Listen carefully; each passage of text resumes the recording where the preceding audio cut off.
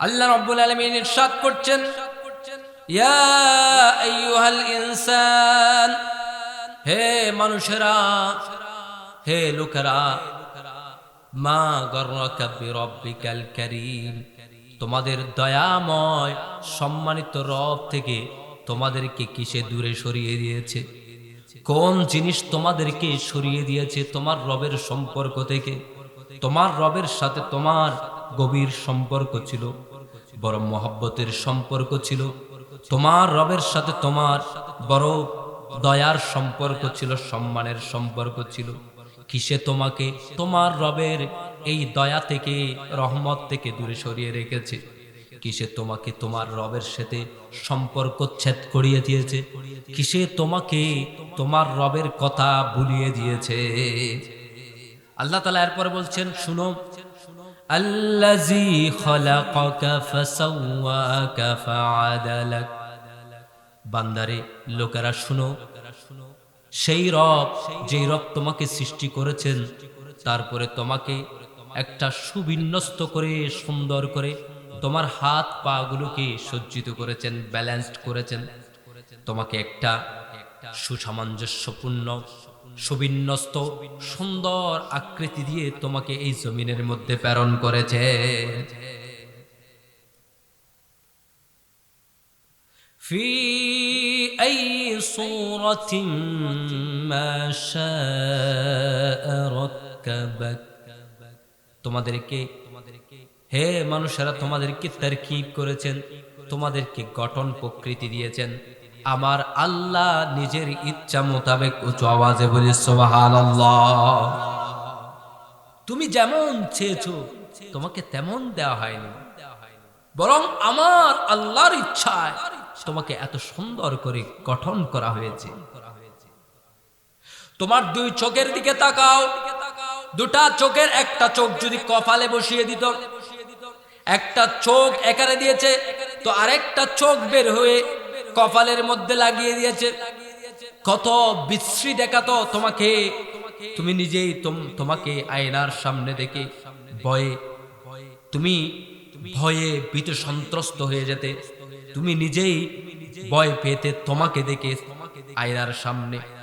আমার আল্লাহ তোমার চোখ দুটোকে কত সুন্দরভাবে সুসজ্জিত করে দিয়েছেন, চোখের উপর একটা ভ্রু লেগিয়ে দিয়েছেন, এমন ভাবে যেন তোমাকে সুন্দরভাবে মানায়।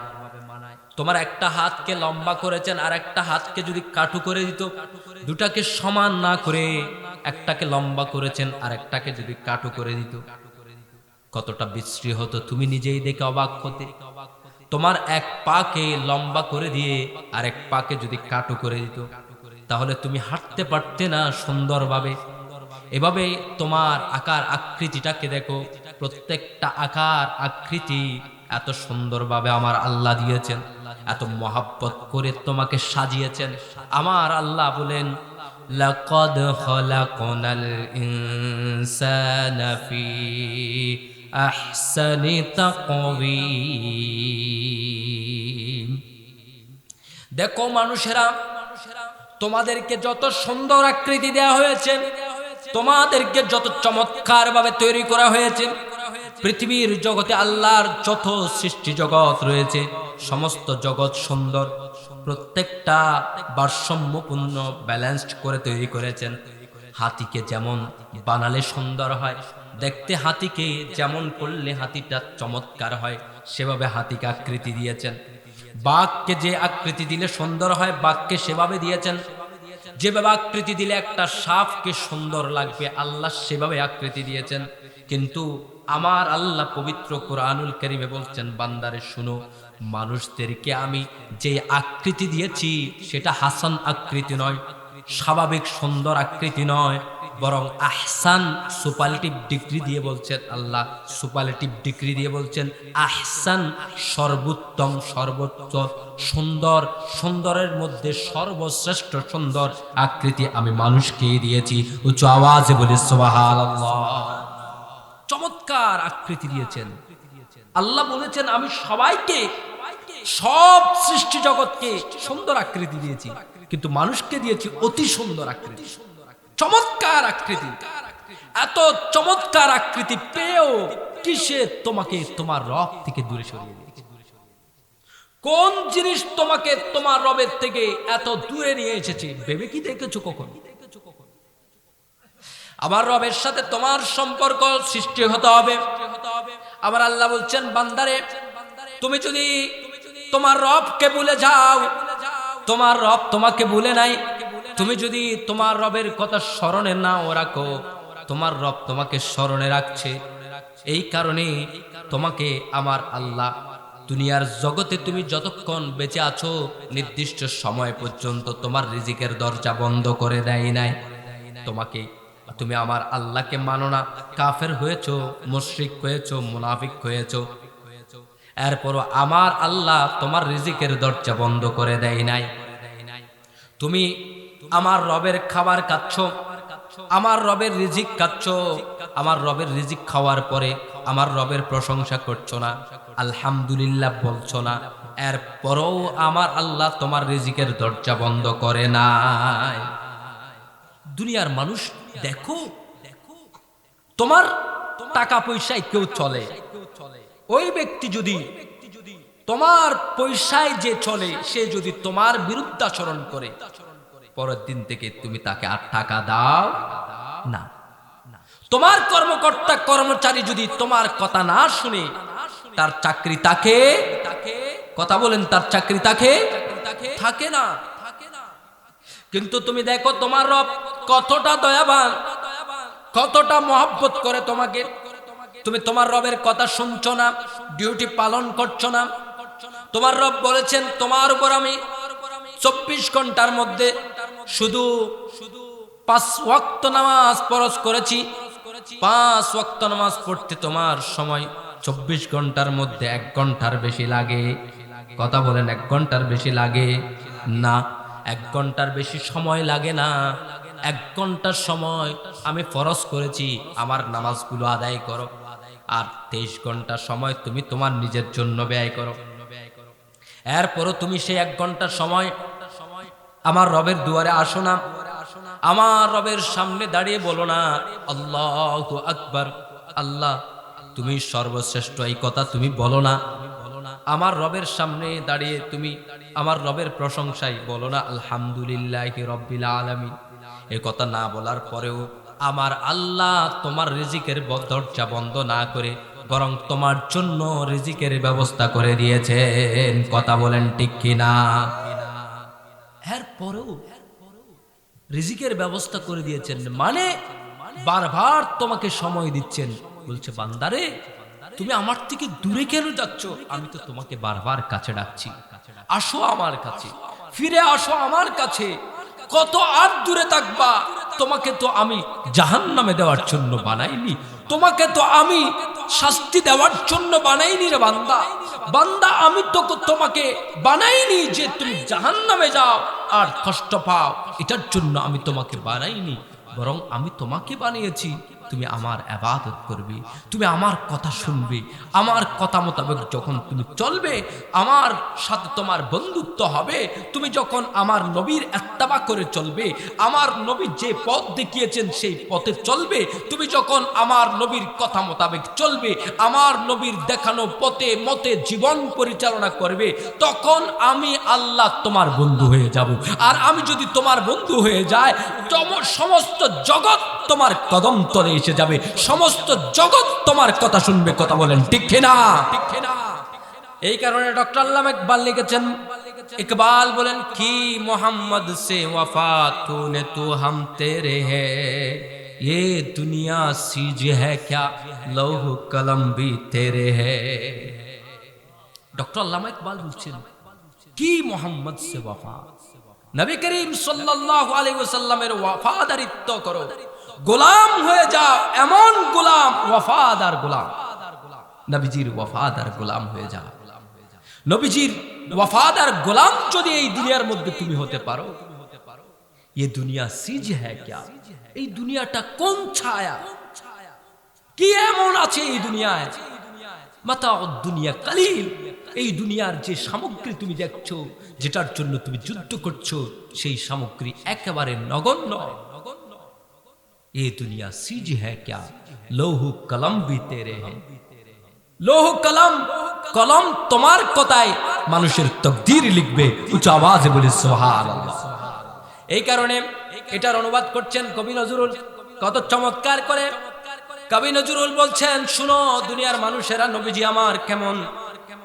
আল্লাহকে যে পাইতে চায় হযরতকে ভালোবেসে, আরশ কুরসি লৌহ কলম না চাহিতে পেয়েছে সে। আল্লাহকে যে পাইতে চায় হযরতকে ভালোবেসে, আরশ কুরসি লৌহ কলম না চাহিতে পেয়েছে সে। রসুল নামের রশি ধরে যেতে হবে খোদার ঘরে। আল্লাহর ঘরে যেতে চাই আমরা সবাই, কথা বলেন ঠিক কিনা? নবীজির দুয়ার হয়ে নবীজির রশি ধরে সেই ঘরে যেতে হবে। কেউ যদি নবীর রশি না ধরে সেই ঘরের মধ্যে যায়, সেই ঘরে যাওয়া তার কবুল হবে। এই কারণে কবি নজরুল বলছেন, রসুল নামের রশি ধরে যেতে হবে খোদার ঘরে। নদী তরঙ্গে যে পড়েছে ভাই, নদী তরঙ্গে যে পড়েছে ভাই, দরিয়াতে আপনে মেশে। উচ্চ আওয়াজে বলে সুবহানাল্লাহ, আর একটু বড় আওয়াজে বলে সুবহানাল্লাহ। কবি নজরুল বলছেন, আল্লাহকে যে পাইতে চায় তার এক নম্বর করণীয় হলো রাসূলুল্লাহর রশি ধরা। রাসূলের রশি ধরলে সে আল্লাহকে পাবে। রাসূলুল্লাহর রশি ধরে আল্লাহর ঘরে গেলে সে আল্লাহকে পাবে। রাসূলের রশি ধরে আল্লাহকে পাওয়া যায়, রাসূলের রশি বর্জন করলে আল্লাহকে পাওয়া যায়। আজকে আমার ভাইয়েরা অনেকেই মনে করছেন, আমাদের অনেকেই আমরা বলি যে আমরা মুসলমান, আমাদের কালিমা শরীফ লা ইলাহা ইল্লাল্লাহ এতটুকুতে শেষ না। আমাদের কালেমা কতটুকু? দুইটা পার্ট, লা ইলাহা ইল্লাল্লাহ মুহাম্মাদুর রাসূলুল্লাহ। কথা বলেন ঠিক কিনা? কেউ যদি শুধু লা ইলাহা ইল্লাল্লাহ বলে, মুহাম্মাদুর রাসূলুল্লাহ না বলে, সে মুসলমান হতে পারে? এখন অনেক ভাইয়েরা মনে করছেন আমরা তৌহিদি জনতা হলেই পরে হয়ে যাবে, রাসালত আর লাগবে। যারা এরকম মনে করছে তাদের জন্য আমার পরামর্শ, বাবা কালিমা শরীফটা তাহলে তো তোমাদের জন্য অর্ধেক হয়ে গেল, বাকি অর্ধেক তোমাদের কালিমা ঠিক থাকবে। কালিমা পুরাটা ধরতে হবে, তাহলেই আল্লাহকে পাওয়া যাবে। কথা বলেন ঠিক কিনা? আল্লাহকে যদি কোনো বান্দা পেতে চায় তাকে রাসূলুল্লাহর দামান ধরতে হবে। রাসূলুল্লাহর দামান ধরা ছাড়া আল্লাহকে পাওয়া যায় না। আল্লাহ রসুলের দামান ধরতে হবে, রাসূলুল্লাহর অনুসরণ করতে হবে, রাসূলুল্লাহকে মহব্বত করতে হবে, রাসূলুল্লাহকে ভালোবাসতে হবে, রাসূলুল্লাহর দেখানো পথে মতে জীবন পরিচালনা করতে হবে, রাসূলুল্লাহর আওলাদদেরকে মহব্বত করতে হবে, রাসূলুল্লাহর সাহাবীদেরকে মহব্বত করতে হবে। কথা বলেন ঠিক কিনা? রাসূলুল্লাহর আওলাদদেরকে মহব্বত করার কারণে আজকে শালকিয়া, আমানগন্ডা শালকিয়া গ্রামের মধ্যে এই মাদ্রাসা প্রতিষ্ঠা হয়েছে। কথা বলেন ঠিক কিনা? এই মাদ্রাসার নাম গাউসিয়া তৈয়বিয়া তাহিরিয়া সুন্নিয়া মাদ্রাসা। কথা বলেন ঠিক কিনা? গাউসিয়া মানে কে? রাসূলুল্লাহর আওলাদ হুজুর গৌসে পাক রাদিয়াল্লাহু তাআলা আনহু, বড় পীর আব্দুল কাদের জিলানী রাদিয়াল্লাহু তাআলা আনহু। কথা বলেন ঠিক কিনা? তৈয়বিয়া, তৈয়বিয়া মানে হযরতে তৈয়ব শাহ রাহমাতুল্লাহ আলাইহি, যিনি এই বাংলার জমিনে 12 রবিউল আউয়াল আসলে, 12 রবিউল আউয়াল যখন আসে, বাংলার জমিনের অলিতে গলিতে আকাশের বাতাসে একটা ধ্বনি উচ্চারিত হয়। বাংলার যেন গাছের পাতা পর্যন্ত সেদিন বলে লাব্বাইক ইয়া রাসূলুল্লাহ। বাংলার আকাশের প্রতিটা গাছপালা তরুলতা যেন সেদিন আওয়াজ করে করে বলে আসসালাতু ওয়াসসালামু আলাইকা ইয়া রাসূলুল্লাহ। কথা বলেন ঠিক কিনা? সেই 12 রবিউল আউয়াল নবী প্রেমের জোয়ার সৃষ্টি করে দিয়ে জশ্নে জুলুস যিনি আমাদেরকে উপহার দিয়েছেন তিনি হচ্ছেন তৈয়ব শাহ। কথা বলেন ঠিক কিনা? এই তৈয়ব শাহ রাহমাতুল্লাহ আলাইহি তার মাধ্যমে এই মাদ্রাসার যাত্রা শুরু হয়েছে। কথা বলেন ঠিক কিনা? তারপরে দেখেন তাহেরিয়া। তাহেরিয়া মানে কি? তিনি আলে রাসূল, আওলাদে রাসূল, যিনি আমাদের মাঝে আসেন। আমরা যখন তার সামনে বসি, আমি আল্লাহর কসম করে বলছি, এই এলাকার কোনো মানুষ যদি এমন থাকে যে বলে আল্লাহর ওলি বলতে কাকে বোঝায়, আমি আমার কথা বলছি না বাইরে, আল্লাহর রাসূল বলেছেন, রাসূলুল্লাহ বলেছেন, আল্লাহর ওলির পরিচয় যদি জানতে চাও শুনো দুনিয়ার মানুষেরা, যার সামনে বসলে আল্লাহর কথা স্মরণ হয়ে যায়, যার চেহারা দেখলে আল্লাহর কথা মনে পড়ে যায়, যার চেহারা দেখলে রাসূলুল্লাহর স্মরণ এসে যায়, তিনি আল্লাহর ওলি। আমি কসম করে বলছি, এই এলাকার মানুষকে নিয়ে যাবেন, হুজুর কেবলা তাহের শাহ মাদ্দাজিল্লুহুল আলী যখন আসবে তার সামনে বসিয়ে দিবেন, তার হৃদয় বলবে ইনি হচ্ছেন আল্লাহর ওলি। কথা বলেন ঠিক কিনা? কসম করে বলছি, এমন কোন মানুষ থাকলে যে অস্বীকার করে তাকেই নিয়ে যাবেন, হুজুর কেবলা তাহের শাহ মাদ্দাজিল্লুহুল আলীর সামনে বসিয়ে দিবেন। তার হৃদয় বলবে, তার অন্তর কথা বলবে, তার সাথে বলবে ইনি আল্লাহর ওলি, কোনো সন্দেহ নেই। তার হাতে হাত দাও, রাসূলুল্লাহ দামান ধরো, উচ্চ আওয়াজে বলি সুবহানাল্লাহ। আল্লাহর রাসূলের আওলাদদেরকে মহব্বত করতে হবে। নবীর আওলাদদেরকে মহব্বত করলে আল্লাহ তাআলা রহমত নাজিল করেন, আর সেই রহমত এই মাদ্রাসা হয়ে যায়, সেই রহমতে মসজিদ হয়ে যায়। এমন মাদ্রাসা মসজিদ হয় যেখান থেকে নবীজির মহব্বতের পয়রা বের হয়, নবীজির ইশক বের হয়, যেখান থেকে নবীকে দাঁড়িয়ে আসসালাতু ওয়াসসালামু আলাইকা ইয়া রাসূলুল্লাহ, ইয়া নবী সালাম আলাইকা, ইয়া রাসূল সালাম আলাইকা বলে বলে অন্তর জুড়িয়ে দিয়ে অন্তরকে, হৃদয়কে মদিনা মুনাওয়ারা পর্যন্ত পৌঁছে দেওয়ার জজবাত তৈরি হয়। কথা বলেন ঠিক কিনা? এমন মহব্বত তৈরি হয় যে এই মাদ্রাসাগুলো প্রতিষ্ঠা হয় আওলাদ রাসূলকে মহব্বত করার। রাসূল করিম সাল্লাল্লাহু আলাইহি ওয়াসাল্লাম প্রসঙ্গে আল্লাহ তাআলা বলছেন, হে দুনিয়ার মানুষেরা, তোমরা যদি আমি আল্লাহকে মহব্বত করতে চাও, তোমাদেরকে আমি আল্লাহ থেকে দূরে সরিয়ে দিয়েছি যেই বস্তু, সেই বস্তুকে বর্জন করে আমি আল্লাহর মহব্বতের মধ্যে যদি আসতে চাও, তোমাদের জন্য রাস্তা আছে। কুল ইন কুনতুম তুহিব্বুনাল্লাহ ফাত্তাবিউনি ইউহিব্বুকুমুল্লাহ।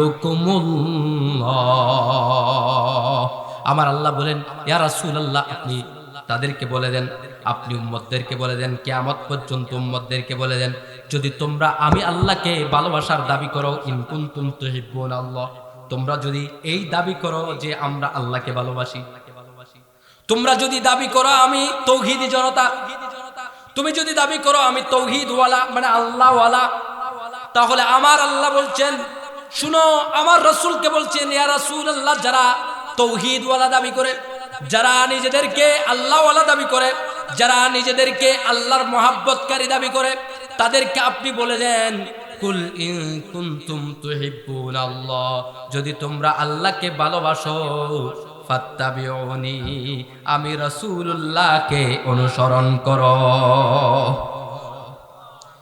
আল্লাহর ভালোবাসা প্রকাশ হবে রাসূলুল্লাহর অনুসরণের মধ্য দিয়ে। আল্লাহকে যদি ভালোবাসো, রাসূলুল্লাহকে আগে বাসতে হবে ভালো। রাসূলকে ভালোবাসলে আল্লাহকে ভালোবাসা হয়, রাসূলের অনুসরণ করলে আল্লাহর অনুসরণ হয়, রাসূলকে সম্মান করলে আল্লাহকে সম্মান করা হয়, রাসূলুল্লাহকে মানলে আল্লাহকে মানা হয়, রাসূলুল্লাহকে বাদ দিলে আল্লাহর সাথে আর কোনো সম্পর্ক থাকে না। কথা বলেন ঠিক কিনা? রাসূলুল্লাহকে বাদ দিলে আর আল্লাহর সাথে সম্পর্ক থাকে না। রাসূলুল্লাহ ভালোবাসায় যদি চলে আসো, এবার আল্লাহ দলিল দিচ্ছেন, আল্লাহ বর্ণনা করছেন যে বান্দা যদি এবার অনুসরণ করো তাহলে কি হবে, যদি নবীকে ভালোবাসো তাহলে কি হবে। বলে নবীকে যদি ভালোবাসো, নবীর অনুসরণ করো, তাহলে শুনো, ইউহিব্বুকুমুল্লাহ। এতক্ষণ তুমি চাইছো আল্লাহরে ভালোবাসতে, তুমি এতক্ষণ চাইছো কি আল্লাহ আমি তোমারে ভালোবাসি, আল্লাহ আমি তোমাকে ভালোবাসি, আমি তোমারে পেতে চাই, তোমাকে পেতে চাই। এখন আমার আল্লাহ বলেন, না রে বন্ধু, শুনো, তুমি আমার নবীর গোলাম হয়ে গেছো, আমি আমার নবীর জন্য মহব্বতে জান কোরবান করতে প্রস্তুত হয়ে গেছো, আমার নবীর আউলাদের মহব্বতে তুমি জান ফেদা করার জন্য তৈরি হয়ে গেছো, আমার নবীর আউলাদের নির্দেশনায় মাদ্রাসা দিয়েছো, মসজিদ দিয়েছো, আমার নবীর আউলাদের মহব্বতে তার নামে তুমি মাদ্রাসা করে নিজের সব কোরবান করে দিয়েছো। শুনো রে বন্ধু, তুমি এতদিন চেয়েছো আমি আল্লাহর মহব্বত করার জন্য, আমি আল্লাহর মহব্বতের হওয়ার জন্য, এখন আমি বলছি ইউহিব্বুকুমুল্লাহ, বরং আল্লাহ নিজেই তোমাকে মহব্বত করবেন। উচ্চ আওয়াজে বলি সুবহানাল্লাহ, আরেকটু আওয়াজ দিয়ে বলি সুবহানাল্লাহ। এতক্ষণ আমরা চেয়েছি আল্লাহ তোমাকে ভালোবাসতে, এখন আল্লাহ বলেন, শুনো, তুমি যদি আমার নবীর গোলাম হয়ে যাও, আমার নবীর অনুসরণকারী হয়ে যাও, আমার নবীর প্রেমিক হয়ে যাও, আমি তোমার প্রেমিক হয়ে যাব। উচ্চ আওয়াজে বলি সুবহানাল্লাহ। হাবিবুল্লাহ, হাবিবুল্লাহ উপাধিকার রাসূলুল্লাহ, নবীজির উপাধি হলো হাবিবুল্লাহ। হযরত ইব্রাহিম আলাইহিস সালামকে বলা হয় খলিলুল্লাহ, হযরত মুসা আলাইহিস সালামকে বলা হয় কালিমুল্লাহ, হযরত ঈসা আলাইহিস সালামকে বলা হয় রূহুল্লাহ। আল্লাহ তাআলা এক একজন নবীকে এক একটা উপাধি দিয়েছেন, আর আমার নবীকে বলেন ইয়া রাসূলুল্লাহ, আপনি হলেন হাবিবুল্লাহ। আপনি কি হাবিবুল্লাহ? হাবিবুল্লাহ এবং খলিলুল্লাহর মধ্যে পার্থক্য করতে গিয়ে মুফাসসিরগণ বলেন যে দুনিয়ার মানুষ শুনো, খলিল হলো যে আল্লাহকে ভালোবাসতে চায়, যে কি চায়, দাবি করে আমি আল্লাহরে ভালোবাসি, দাবি করে কি, আল্লাহকে ভালোবাসি দাবি করলে, প্রেমিক যখন বলে আমি তোমাকে ভালোবাসি, তখন যাকে ভালোবাসেন ওই মাহবুব, সে বলে তুমি যদি আমার খলিল হও, আমার ভালোবাসার দাবিদার হও, তাহলে আমি তোমাকে পরীক্ষা করব। পরীক্ষা করে পরীক্ষায় উত্তীর্ণ হতে হয়, উত্তীর্ণ হলে তারপরে খলিলের প্রমাণ পাওয়া যায়। কথা বলেন ঠিক কিনা? আল্লাহ বলেন, ইব্রাহিম তুমি আমারে মহব্বত করো, তুমি আমার খলিল হতে চাও, তাহলে পরীক্ষা দাও। নবীদের পরীক্ষা আবার আমাদের পরীক্ষা সমান। নবীদের পরীক্ষায় ফেল নেই, নবীদের পরীক্ষায় কি নেই, আমাদের পরীক্ষায় ফেল আছে। দুনিয়ার মানুষ শুনো, নবীদের নবুয়ত কখনো ক্যান্সেল হয়, বেলায়েত ক্যান্সেল হতে পারে, ওলির বেলায়েত চলে যেতে পারে, কিন্তু নবীর নবুয়ত যাবে করলে তো ক্যান্সেল হওয়ার কথা। এই জন্যই তো নবী আর আমরা সমান। যারা মনে করে নবী যেমন আমিও তেমন, হেতে হাগল। কারণ এই স্টেজে বসে যদি আমি মনে করি বাংলাদেশের রাষ্ট্রপতি যেমন আমিও তেমন, আমারে হাগল বলবেন না, বলবেন হুজুর তো হাগল হয়ে গেছে, মঞ্চে বসে বলতেছে আমি বাংলাদেশের রাষ্ট্রপতি, হবে নি? হবে না। তো নবী যেমন আমিও তেমন হতে পারি না, কারণ আমার কালেমা হলো নবীর নাম, নবীর নাম ধরলে আমার কালেমা হয়, নবীকে বাদ দিলে আমার কালিমা হয় না, ঈমান হয় না। আমি মুমিন হতে লাগলে নবীকে লাগে, কিন্তু নবীর আমার কোনো প্রয়োজন নেই। নবীর কাছে, নবীর জন্য আমাকে কোনো প্রয়োজন আছে নবীর কাছে? নবীকে আমার জন্য প্রয়োজন, মানে নবীর আমারে দরকার, এরকম কোনো ফাংশন নেই, কিন্তু নবীকে আমার দরকার। উম্মতের জন্য নবীর লাগবে, নবী ছাড়া উম্মত হওয়া যায় না। উম্মত হতে হলে নবীর নাম মোবারক লাগবে, নবীর নাম মোবারক ছাড়া উম্মত হওয়া যায়? আল্লাহ তাআলা বলেন, ইব্রাহিম আলাইহিস সালাম তুমি যদি আমার খলিল হতে চাও, দাবিদার খলিল হয়েছো, আমিও জানি তুমি আমার খলিল, আমি তো তোমাকে নবুয়ত দান করেছি, তুমি আমার নবী, কোনো সন্দেহ নাই। কিন্তু দুনিয়ার মানুষকে আমি দেখাতে চাই আমার খলিল কেমন হয়, আমার খলিল কেমন হয়, এটা আমি দুনিয়ার মানুষকে। খলিল, নমরুদের আগুন তৈরি হয়ে যাচ্ছে, খলিল আল্লাহর বন্ধু। আল্লাহ চাইলে নমরুদকে যখন ঘোষণা দিচ্ছে আমি ইব্রাহিমের বিরুদ্ধে যুদ্ধ করব, আমি ইব্রাহিমকে শাস্তি দিব, আল্লাহ চাইলে মুহূর্তের মধ্যে তার জিহ্বাটা আটকাই দিয়ে সাথে সাথে দুনিয়া থেকে বিদায় করে দিতে পারতেন কিনা নমরুদকে? কথা বলেন, পারতেন কিনা? কিন্তু আল্লাহ করেছেন? করে নাই। ইব্রাহিমের বিরুদ্ধে নমরুদ যুদ্ধের ঘোষণা দিয়ে দিল। নমরুদ বলল, এই দুনিয়া, এই সৈন্য সামন্তরা শুনো, সারা পৃথিবী থেকে কাঠ জোগাড় করো, গাছের গুড়ি জোগাড় করো, কাঠ জোগাড় করো, অগ্নিকুণ্ড তৈরি করো, একদিন দুই দিনে নয়, দীর্ঘ কয়েক মাস যাবত সারা পৃথিবী থেকে কাঠের টুকরা তৈরি আনা হলো, কেটে কেটে আনা হলো, বিশাল অগ্নিকুণ্ড তৈরি করা হচ্ছে। ঘোষণা দিয়ে দেওয়া হলো, এলান করে দেওয়া হলো, ইব্রাহিমকে আগুনের মধ্যে নিক্ষিপ্ত করা হবে। একদিনে সকালে ধরে সন্ধ্যায় নিক্ষেপ করেছে এমন নয়, ঘোষণা দিয়ে দিয়েছে, এলান করে দিয়েছে, বাজারে বাজারে ছড়িয়ে দিয়েছে, নমরুদ ইব্রাহিমকে আগুনের মধ্যে নিক্ষেপ করে শাস্তি প্রদান করবে। উঁচু আওয়াজে বলি নাউজুবিল্লাহ। জিব্রাইল আলাইহিস সালাম তাশরীফ আনলেন। জিব্রাইল এসে বলেন, ইয়া খলিল আল্লাহ, আল্লাহর বন্ধু খলিল ইব্রাহিম আলাইহিস সালাম, আমার অনুমতি দাও, আমারে অনুমতি দাও। আমি জের জবর করে দিয়েছি লূত আলাইহিস সালামের কওমে লূতকে আমি জের জবর করে দিয়েছি, অর্থাৎ উল্টিয়ে দিয়েছি। লূত আলাইহিস সালামের কওমের এই যে এলাকাটা ছিল, সেই এলাকাটাকে আমি হাত দিয়ে তাপর দিয়ে তুলে ধরে উপরের দিকে তুলে ধরে আবার মেরেছি এমন জোরে, একসাথে এমন ভাবে আঘাত করেছি, সেই আঘাতে সেটা ডেড সি হয়ে গেছে, মৃত সাগর হয়ে গেছে। ইব্রাহিম, আমি তোমার বন্ধু। জিব্রাইল আলাইহিস সালাম, আমার অনুমতি দাও, নমরুদের পুরো রাজত্বকে মুহূর্তের মধ্যে ধ্বংস করে দেব। ইব্রাহিম জিব্রাইলের দিকে তাকায়, বলে, বন্ধুরে শুনো, আমি তো তোমার বন্ধু হতে চাই নাই, তুমি আমার বন্ধু হয়েছো। জিব্রাইল রে, আমি তোমার বন্ধু হতে চাই নাই, তুমি আমার বন্ধু হয়েছো। জিব্রাইল, আমি ইব্রাহিমের বন্ধু, কিন্তু আমি ইব্রাহিম তোমার বন্ধু হতে চাই নাই। বলে, তুমি কার বন্ধু হতে চেয়েছো? বলে, আমি বন্ধু হতে চেয়েছি আমার আল্লাহ। আমার বন্ধু আমারে দেখছে, আমার বন্ধু দেখছে, আমি যদি নমরুদের আগুনে ঝাঁপ দিতে হয় আমার বন্ধুর জন্য, সেই আগুনে ঝাঁপ দিতে রাজি আছি।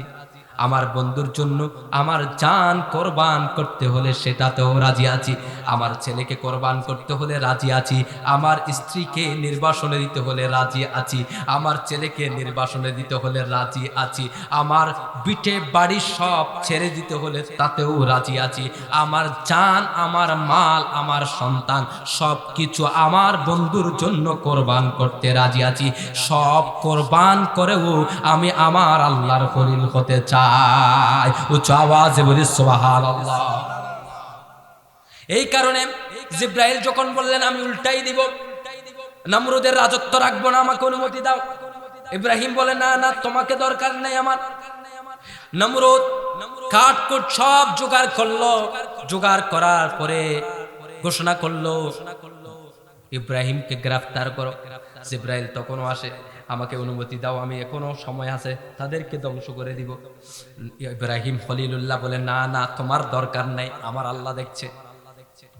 আবার যখন আগুন জ্বালানো হলো, অগ্নিকুণ্ডের মধ্যে আগুন জ্বালানো হলো, আগুন জ্বালানো হলো, আগুন জ্বলে না, আগুন দাও করে জ্বলে ওঠার কথা কিন্তু জ্বলে না। তখন নমরুদের পরামর্শকরা পরামর্শ দিল, এখানে আল্লাহর ফেরেশতারা উপস্থিত হয়েছে, তারা বাধা দিচ্ছে নবী আল্লাহর পক্ষে। তুমি যদি ফেরেশতাদেরকে দূরাতে চাও, এখানে মহিলাদেরকে উপস্থিত করো আর জানার বাজার করে দাও। উচ্চ আওয়াজে বলি নাউজুবিল্লাহ। আয়োজন করে দিল ফেরেশতাদের, যেন কি হয়, ডিস্ট্রাক্ট হয়। আবার জিব্রাইল বলে, অনুমতি দাও, এখনো ধ্বংস করে দিব। বলে, না, অনুমতি দিব না। আয়োজন হলো, আগুন দেওয়া হলো, নিক্ষেপ করা হলো। ইব্রাহিম খলিলুল্লাহকে যখন নিক্ষেপ করার জন্য অগ্নিকুণ্ডের মধ্যে রশি বেঁধে নিক্ষেপ করা হবে, তখনও জিব্রাইল বলে, ইয়া নবী আল্লাহ, অনুমতি দাও, সাহায্য করব। বলে, না, তোমার দরকার নাই, যে যার প্রেমে আমি মাথোয়ারা হয়েছি সেই আল্লাহ আমাকে দেখছেন। আগুনের মধ্যে যখন নিক্ষেপ করা হলো, আমার আল্লাহ ডাক দিয়ে বলে, ইয়া নারু কুনি বারদাও ওয়া সালামান আলা ইব্রাহিম। দুনিয়ার মানুষ দেখে নাও, দুনিয়ার মানুষ দেখে নাও, আমার বন্ধু খলিল আমার প্রেম চায়, আমার প্রেমের জন্য আগুনে পর্যন্ত নিক্ষিপ্ত হয়েছে, প্রমাণ হয়ে গেছে আমার বন্ধু হওয়ার যোগ্যতা কেমন। দুনিয়ার মানুষ দেখে নাও আমার খলিল কেমন হয়। আমার খলিল নিজের জান পর্যন্ত কোরবান করতে প্রস্তুত হয়েছে। আমি যখন প্রস্তুত হয়ে আগুনে নিক্ষিপ্ত হলো, আমি আগুনকে হুকুম দিলাম, আগুন এ আমার বন্ধু, তার জন্য শীতল হয়ে যাও, তার জন্য জান্নাতের বাগান হয়ে যাও। উচ্চ আওয়াজে বলি সুবহানাল্লাহ। এটা হলো খলিল। আর হাবিবকে, হাবিব হলো উল্টো তার। খলিল আল্লাহর প্রেম চাই, হাবিব হলো সে যার প্রেম আল্লাহ চায়, যার প্রেম। এই কারণে কবি হাসান বিন সাবেত কত চমৎকার বলেছেন, দুনিয়ার মানুষ তোমরা, আমি তুমি সৃষ্টি হয়েছে আল্লাহর ইচ্ছায়। কথা বলেন ঠিক কিনা? আমার আল্লাহ বলেন ফি আইয়ি সূরাতিম মা শাআ রাক্কাবাক, তোমাদের ওই সূরতে সৃষ্টি করা হয়েছে যেই সূরত আমার আল্লাহ চেয়েছেন। কথা বলেন ঠিক কিনা? আমার ইচ্ছায় আমি সৃষ্টি হয়েছি, আপনার ইচ্ছা আপনি।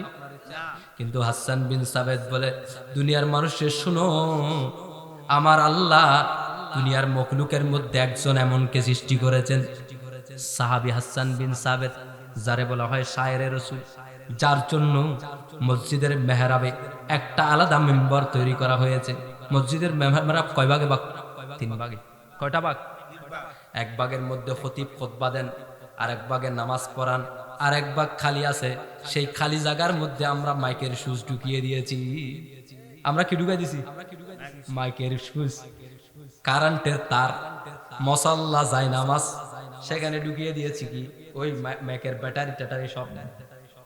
কিন্তু কোনোদিন জানতে চাই নাই এই মেহরাবের এই অংশ কেন। বাবারে শুনো, এই মেহরাবের অংশ আমার নবীর শান গাওয়ার জন্য। কিসের জন্য? যারা মনে করে নবীর শান গাইলে শিরিক হবে, নবীর শান গাইলে বেদাত হবে, বাবারে মসজিদের মেহরাবের 3 ভাগের 1 ভাগ আমি বানাই নাই, কোন মানুষ, সাধারণ মানুষ বানাই নাই, সাহাবী বানাই নাই, স্বয়ং রাসূলুল্লাহ তৈরি করে দিয়েছে। শায়ের হাসান বিন সাবেত বলেন, ইয়া রাসূলুল্লাহ খুলিকতা মুবাররাআম মিন কুল্লি আইবিন, ইয়া রাসূলুল্লাহ আপনি সৃষ্টি হয়েছেন, আপনাকে সৃষ্টি করা হয়েছে কোন প্রকারের ত্রুটি বিচ্যুতি ছাড়া। দুনিয়ার মানুষের সৃষ্টির মধ্যে, এত চমৎকার সৃষ্টির মধ্যেও তার কোনো না কোনো ত্রুটি আছে।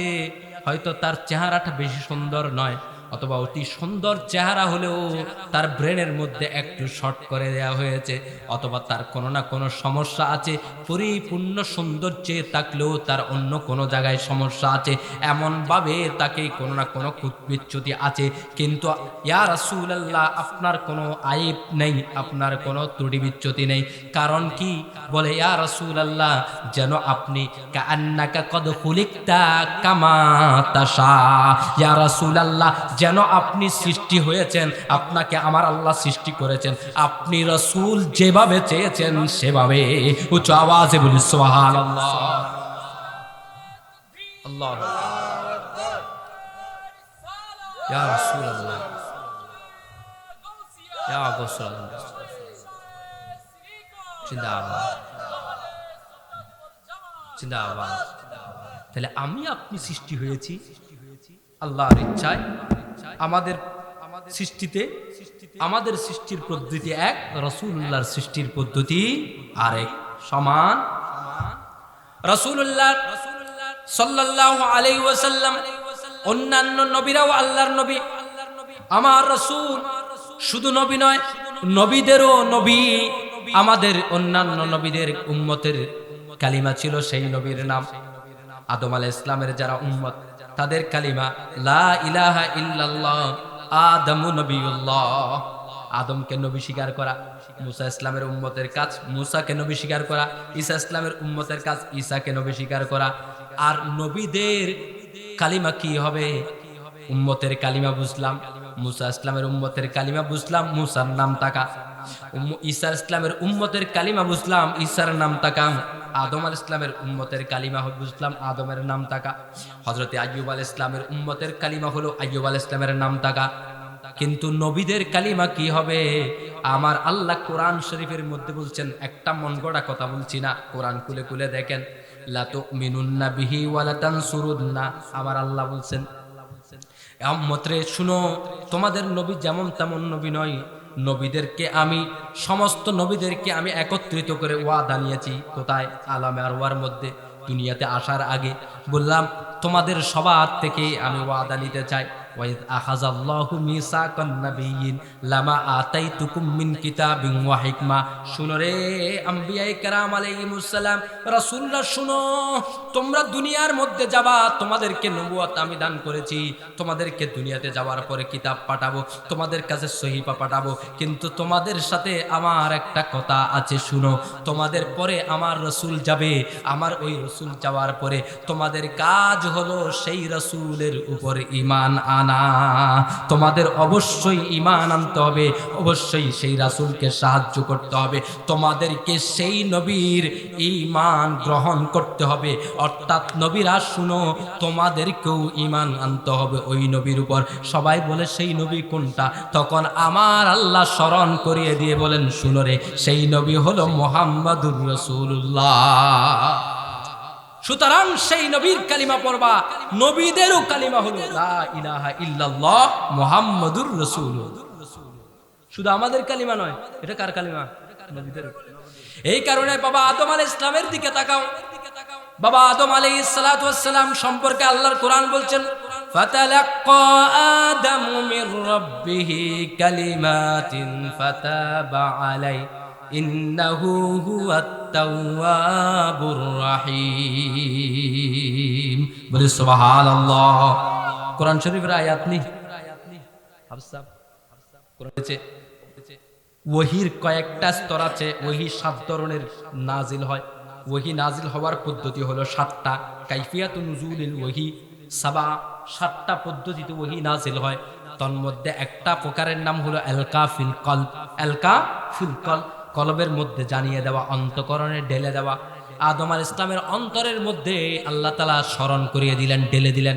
যখন 300 বছর হয়ে গেল, 300 বছর পরে আদম আলাইহিস সালাম মনে পড়লো, আমি যখন চোখ খুলেছিলাম, জান্নাতের গেটের মধ্যে লেখা দেখেছিলাম, জান্নাতের উপরে দেখেছিলাম, আরশের মধ্যে লেখা দেখেছিলাম কালিমা লা ইলাহা ইল্লাল্লাহু মুহাম্মাদুর রাসূলুল্লাহ। আল্লাহ রে, তোমার নামের পাশে যেই মুহাম্মদের নাম কানা দেখেছিলাম, বড় মহাব্বতের সেই নাম, নিশ্চয় তোমার কাছে এত এত নবী রাসূল আছে, 1,24,000-এর বেশি নবী রাসূল তুমি দুনিয়াতে প্রেরণ করেছো। কারণ নাম তোমার নামের সাথে এভাবে জান্নাতের দরজায় দরজায় লেখা নেই, জান্নাতের গেটে লেখা ছিল না, জান্নাতের আরশের মধ্যে লেখা ছিল না, জান্নাতের পায়ায় লেখা ছিল না, শুধু এক নবীর নাম লেখা ছিল, তার নাম হচ্ছে মুহাম্মাদুর রাসূলুল্লাহ। আল্লাহরে, সেই নামের উসিলা দিলাম, আমার তওবাকে কবুল আর মঞ্জুর করে নাও। উচ্চ আওয়াজে বলি সুবহানাল্লাহ। যারা বলছি উসিলা লাগবে না, অথচ নবী বলছে উসিলা লাগবে। নবী উসিলা ধরছেন, নবী আদম আলাইহিস সালাম কার? মুহাম্মাদুর রাসূলুল্লাহ নাম ধরে বলছে, আল্লাহ তার উসিলায় দোয়া কবুল করো, তওবা কবুল করো। আল্লাহ কবুল করে নিলেন। উচ্চ আওয়াজে বলি সুবহানাল্লাহ। বাবারে শুনেন, নবীদের কোন গুনাহ আছে? নবীরা কোন গুনাহগার হতে পারে না। আল আম্বিয়াউ কুল্লুহুম মাসুমুন, সমস্ত আম্বিয়া কেরাম মাসুম, তাদের কোনো গুনাহ নেই, গুনার কল্পনাও নেই। বাবা এই তওবা গুনার তওবা নয়, মনে করিও না বাবা আদম আলাইহিস সালাম গুনাহ করেছেন, এরকম আকীদা যে রাখবে সে কাফের হয়ে যাবে, তার ঈমান চলে যাবে। কারণ নবীরা গুনাহ করতে, নবীরা গুনাহ করে, নবীদের কোনো গুনাহ নেই। নবীদের গুনাহ আছে মনে করলে কুফর। এটা আহলে সুন্নাত ওয়াল জামাতের আকীদা। শুধু আমাদের না, যারা আজকে বলে নবীরা ভুল ত্রুটি করতে পারে এরকম করে ওয়াজও করে, তারাও আকীদার কিতাবে, আকীদাতুত তাহাবী যে কিতাব তাদের মাদ্রাসায় পড়ানো হয়, আকাইদে নসফি যে কিতাব তাদের মাদ্রাসায় পড়ানো হয়, সেই কিতাবে তারাও পড়ে আসছে নবীগণ মাসুম, তাদের কোনো গুনাহ। আবার ওয়াজে টান দিয়ে বলে আদম আলাইহিস সালাম গুনাহ করেছে, বলেন নাউযুবিল্লাহ। আদম আলাইহিস সালামের এই ঘটনার পিছনে আল্লাহর হিকমত রয়েছে, রহস্য রয়েছে। জান্নাতের মধ্যে কোনো কিছু নিষিদ্ধ নয়। জান্নাতের মধ্যে কোরআনের আয়াত বলছে জান্নাতের মধ্যে যা চাইবে মা তাদাউন, যা চাইবে তা দেওয়া হবে। কথা বলেন ঠিক কিনা? জান্নাতে কোনো নিষিদ্ধ কোনো কিছু আসেনি, নেই। কিন্তু আল্লাহ তাআলা আদমকে বললেন, আদম রে শুনো, লা তাকরাবা হাযিহিস শাজারা, জান্নাতের ভিতরে গাছ, এখানে কোনো কিছু নিষেধ নেই। কিন্তু আদমকে বললেন জান্নাত, এই গাছের কাছে তোমরা দুজন যাইও না। আবার জান্নাতের বিষয় নিষেধ কেন? জান্নাতে কোনো কিছু হারাম নেই, জান্নাতে কোনো কিছু নিষিদ্ধ নেই। কিন্তু আল্লাহ বলছে আদম ওইটার কাছে যাইও না, ওই গাছের কাছে। কেন? এই কারণ জান্নাতে তো আবার নিষেধ চলে আসছে, তো জান্নাতে তো নিষেধ থাকে না। তার মানে বাবা বুঝতে হবে সাধারণ ঘটনা নয় এটা, দুনিয়ার সাধারণ চোখে দেখিও না, এটা নবীর ঘটনা। নবীর ঘটনা যখন হয় তখন বুঝতে হবে নবীরা সাধারণ মানুষের মতো, নবীদের ঘটনাও সাধারণ মানুষের মতো, নবীদের চিন্তা চেতনাও সাধারণ মানুষের মতো। তার মানে এখানে হিকমত আছে। হিকমত হলো বাবা শুনো, বাবা আদম আলাইহিস সালামকে কেন সৃষ্টি করেছে আল্লাহ? বলেছে ইন্নী জাইলুন ফিল আরদি খলিফা, কথা কোরআনের কিনা? ইন্নী জাইলুন ফিল আরদি খলিফা কোরআনের কিনা? কোরআনের কথা হলো আমি আদমকে সৃষ্টি করেছি দুনিয়ার জন্য। এখন আদম কোথায়? জান্নাতে। জান্নাত থেকে কাউকে বের করে দেওয়া যায় আসেনি? জান্নাতের রোজ হলো কাউকে জোর করে বের করে দেওয়া যাবে? জান্নাত থেকে কাউকে ঠেলে বের করে দেওয়া হয় না। এখন জান্নাত থেকে বের করে দেওয়া না হলে কি হবে? কে হবে উপায়? যে ওরে তো দুনিয়ার মধ্যে ফাটাইতে হবে, কারণ তারা বানানো হয়েছে দুনিয়ার জন্য। তো দুনিয়ায় কেন বানানো হয়েছে? কারণ তার নসল দিয়ে আকা মুহাম্মদুর রাসূলুল্লাহকে প্রেরণ করবে। এখন সেই কারণে আল্লাহ হিকমত করেছে। আল্লাহর হিকমত বোঝা বড় কঠিন। আল্লাহর হিকমতের কারণে এই ঘটনা আল্লাহর হিকমত। এজন্য এই সব ঘটনায় কথা বলতে জিহ্বাকে সংযত রাখতে হয়। এই সব ঘটনায় যদি কথা বলার সময় জিহ্বা সংযত না থাকে তাহলে ঈমান চলে যাবে। কথা বলেন ঠিক কিনা? নবীদের সম্মান, ইজ্জত, আবরুতে আঘাত হয় এমন কথা বলা যাবে? আমার বাবারা ওয়াজ করার সময় খুব সতর্ক থাকতে হয়। যারা সতর্ক থাকে না তারা নিজে তো যায়, বাকি যারা ওয়াজ শুনে তাদেরকে সহ একসাথে নিয়ে জাহান্নামে চলে যায়। নবীদের অনেকের পেশাগত জিন্দেগির কথা আছে না? লোহা দিয়ে মুড়িয়ে লোহা ধরলে, এখন লোহা ধরলাম, লোহা কি নরম হয়ে গেছে নি? কিন্তু দাউদ আলাইহিস সালাম লোহা ধরলে মোমের মতো গলে যেত, যেমন ইচ্ছা করতে পারতেন। এখন কেউ যদি দাউদ আলাইহিস সালামকে বলে দাউদ আলাইহিস সালাম কামার ছিলেন, ঈমান থাকবে না। অনেক বাবারা মনে করে পেশাগত পরিচয় দিলে অসুবিধা কি? আরে দিলে অসুবিধা আছে। এই দিলে অসুবিধা হলো তার সম্মানে আঘাত করা। নবীর সম্মানে আঘাত করলে ঈমান থাকবে।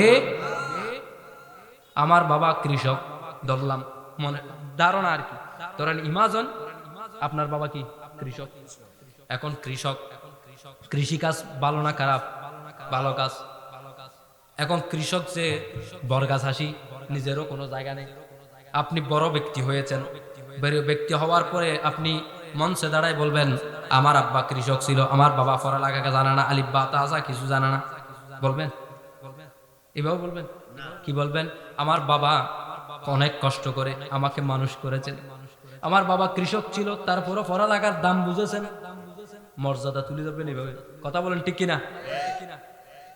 কিন্তু এখন নবীর শানে হইলে এগুলো ভুলে যায়। তো এগুলা ভুলে গেলে আপনার ঈমান থাকবে? আমি ফতোয়া দিচ্ছি না। হযরতে ইব্রাহিম খলিলুল্লাহ আলাইহিস সালাম খলিলুল্লাহ ছিল, আর আমার নবী হাবিবুল্লাহ। আমার নবীর শান কেমন দেখো, আমি কয়েকটা উদাহরণ দিলাম। এরপরে আমার নবী আল্লাহর কাছে আমার নবী বলেন আল্লাহরে আমি তোমার মাহবুব হতে চাই, এমনটা বলতে হয় নাই, বরং আমার আল্লাহ জানিয়ে দিয়েছেন ইনি হচ্ছেন আমার হাবিবুল্লাহ। তো আমার হাবিবুল্লাহ শুধু তাই নয়, উম্মতরে শুনো, তোমরা মন খারাপ করিও না। আমার নবীর উম্মতরা তোমরা মন খারাপ করিও না, তোমাদেরকেও এই নবীর কারণে এই মর্যাদা দেয়া হচ্ছে। শুনো, তোমরা যদি এই নবীর গোলাম হয়ে যাও, তোমরাও হাবিবুল্লাহ হয়ে যাবে। আমার কথা না, কোরআনের কথা। কোরআন কি বলছে? ফাত্তাবিউনি ইউহিব্বুকুমুল্লাহ। যদি আমার অনুসরণ করো, আমি নবীর গোলাম হও, আমি নবীর ইত্তেবা অনুসরণ করো, আমি নবীর মহব্বতকারী হও, ইউহিব্বুকুমুল্লাহ, আল্লাহ তোমাকে হাবিব বানাবে, আল্লাহ তোমাকে মাহবুব বানাবে, আল্লাহর হাবিবিয়ত তুমি পেয়ে যাবে। উচ্চ আওয়াজে বলি সুবহানাল্লাহ। এই হচ্ছে আমার ভাইরা আমার নবীর সাথে সম্পর্কের দাম। তো আমার নবীর সাথে সম্পর্ক থাকলে আল্লাহর হাবিব হওয়া যায়। আল্লাহর হাবিব মানে আমার নবী হাবিবুল্লাহ, এই নবীর গোলাম হলেও আল্লাহর হাবিব হয়ে যায়। কার কারণে? নবীউল্লাহর কারণে, আমার নবীর কারণে। যদি এবার নবীর শানে আঘাত করেন, ঠিক থাকবে? আমি আদম আলাইহিস সালামের ঘটনা বলছিলাম। এই যে আদম আলাইহিস সালামের এই ঘটনা, যে এখানে গাছ নিষিদ্ধ গাছ দেওয়া হয়েছে, খাইও না, আবার ফল খেয়েছে, দুনিয়াতে এসেছে, কান্নাকাটি করেছে, 300 বছর পরে তওবা করেছে। এই যে ঘটনা, এই ঘটনাগুলো আসরারে ইলাহি, আল্লাহর রহস্য। এখানের উপর কমেন্ট করা জায়েজ? এগুলো ধরে নবীকে গুনাহগার, দোষী, ভুল করেছেন যারা এই ধরনের কথা বলে, তারা আকীদা বলে। কারণ নবী তো মাসুম, তাদের তো দোষই নেই, তাদের তো গুনাহই নেই, আপনি তাকে গুনাহগার কেন বলেন? তো এইসব ঘটনা কি বলে? এইসব ঘটনা হলো উম্মতদেরকে শিক্ষা দেওয়া। এসব ঘটনার কারণ কি? আচ্ছা বলেন, আমি আমার নবীর থেকে উদাহরণ দিই একটা। সূরা নাস, ফলক সবাই জানেননি? মুখস্থ কার কার নেই? হাত তোলেন তো। নেই যে আমার সভাপতি সাহেব আছে, মুখস্থ আছে সবার, মুখস্থ আসেনি? এই সূরা নাস ফলক কেন নাজিল হয়েছে? ঘটনা কি? নবী করিম সাল্লাল্লাহু আলাইহি ওয়াসাল্লাম কে ইহুদি লাবিদ কি করেছে? জাদু করেছে। জাদু করেছে, কথা ঠিক না? আচ্ছা, জাদুর ক্ষমতা বেশি না নবীর মুজিজার ক্ষমতা বেশি? তো জাদু কেমনে নবীরে ধরল, অসুস্থ হলো? যদি ব্যাককলের মতো হন, চিন্তা করেন, জাদুর কারণে আমার নবী অসুস্থ হয়ে গেছে, জাদু আমার নবীর উপর আঘাত করেছে, তাহলে তোমার সে ব্যাককল দুনিয়ার মধ্যে আর কেউ নেই। কারণ জাদুর বড় বড় সাপ দিয়ে জাদু বানাইছে কে? ফেরাউন। ফেরাউনের বড় বড় জাদুকরদেরকে একত্রিত করেছে। জাদুদেরকে একত্রিত করে বলে ফেরাউন কোরআনের কথা নেই, কসাসুল কোরআন আমার কথা না, সবাইকে একত্রিত করলো। ফেরাউন বলল, আসো জাদুকরেরা, এই বড় জাদুকরের সাথে একটু মোকাবেলা করো। কার বিরুদ্ধে? মুসা ইসলামের বিরুদ্ধে। সবাই একত্রিত হলো। জাদুকররা একত্রিত হয়ে মুসা আলাইহিস সালামের বিরুদ্ধে তারা সাপ তৈরি করেছে। একটা দুইটা সাপ নয়, অনেকগুলো সাপ। অনেকগুলো সাপ ছেড়ে দেওয়ার পরে আল্লাহ তাআলা বললেন, মুসা রে, আমার বন্ধুরে, তোমার হাতের লাঠিটা ছাড়ো, তোমার হাতের লাঠিটা মাটির উপরে রাখো। এই লাঠিটা বড় সাপ হয়ে জাদুর সমস্ত সাপকে খেয়ে ফেলেছে। কথা বলেন ঠিক কিনা? তারপরে সমস্ত সাহেররা, উলকিয়া সাহেরাতু সাজিদিন, আছে না? যারা সাহের, হ্যাঁ, ওয়া উলকিয়া সাহেরাতু সাজিদিন বলে, সমস্ত জাদুকররা সিজদায় অবনত হয়ে গেল। কার জন্য? মুসা আলাইহিস সালামের জন্য। মুসাকে কি করে দিল? সিজদায় পড়ে গেছে। কেন? এক লাঠির পাওয়ার এত হলে নবী মুসার পাওয়ার কত আল্লাহ দিয়েছেন, আল্লাহ ভালো জানেন। কথা বলেন ঠিক কিনা? সমস্ত জাদুকররা পরাজিত হয়েছে মুসা ইসলামের একটা লাঠির কাছে। কথা বলেন ঠিক কিনা? তো মুসা ইসলামের নবী যিনি, তিনি কে? আমার নবী মুহাম্মদুর রাসূলুল্লাহ। কথা বলেন ঠিক কিনা? রাসূল করিম সাল্লাল্লাহু আলাইহি ওয়াসাল্লামকে জাদুকররা কোনো প্রভাব করতে পারে? কথা বলেন পারে? তো সূরা নাস ফলকের শানে নুজুলেতে এমনটা এসেছে।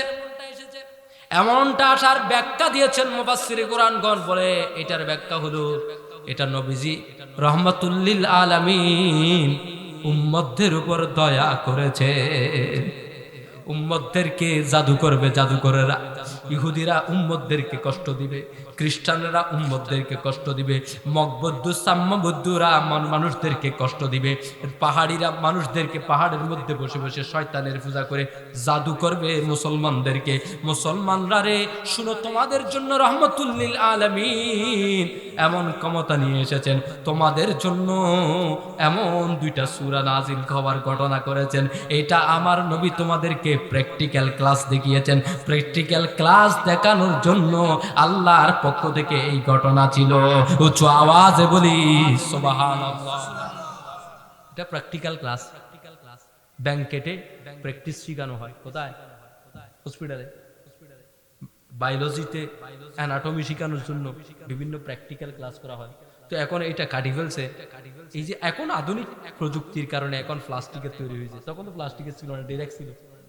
এখনো কিন্তু লাশ কেটে শেখানো হয়। কাদেরকে? ডাক্তারদেরকে বডি অ্যানাটমি শেখানোর জন্য করা হয়। এগুলো প্র্যাকটিক্যাল ক্লাস। তাহলে ক্লাস দুই প্রকার, একটা প্র্যাকটিক্যাল, একটা থিওরিক্যাল। রাসূলুল্লাহ আমাদেরকে প্র্যাকটিক্যাল ক্লাস দেখিয়েছেন। বলে নামাজ পড়ো, কেমনে পড়বো ইয়া রাসূলুল্লাহ? বলে আমি যেমনে পড়ি তেমনে পড়ো, আমি যেমনে পড়ি এটাই তোমাদের নামাজ। উচ্চ আওয়াজে বলি সুবহানাল্লাহ। নামাজে দাঁড়িয়েছেন, আমার রাসূলুল্লাহ ডাক দিয়েছেন, সাহাবীরে আসো আমার কাজটা করে যাও। সাহাবী নামাজের মধ্যে দাঁড়িয়ে আছেন, নামাজের মধ্যে চিন্তা করছেন আমি আল্লাহর সামনে দাঁড়িয়েছি, ওদিকে রাসূলুল্লাহ ডাক দিছে, এদিকে নামাজ কোন দিকে যাব? সাহাবী নামাজ ছাড়লো না, নামাজ, কারণ নামাজ আল্লাহর। ডাক দিয়েছে রাসূলুল্লাহ, প্রাধান্য দিয়েছে আল্লাহকে, আল্লাহকে প্রাধান্য দিয়ে নামাজ শেষ করেছে। নামাজ শেষ করে রাসূলুল্লাহর খাদমতে গেছে। ইয়া রাসূলুল্লাহ, আপনি আমাকে ডেকেছেন, কেন ডেকেছেন? কি খাদমতে ডেকেছেন? কি খাদমত করতে পারি? আমার রাসূল বলে, সাহাবী রে তুমি কোন কাজের মধ্যে ছিলা? আমি রাসূল ডাক দিয়েছি, এত দেরি করে কেন আসলা?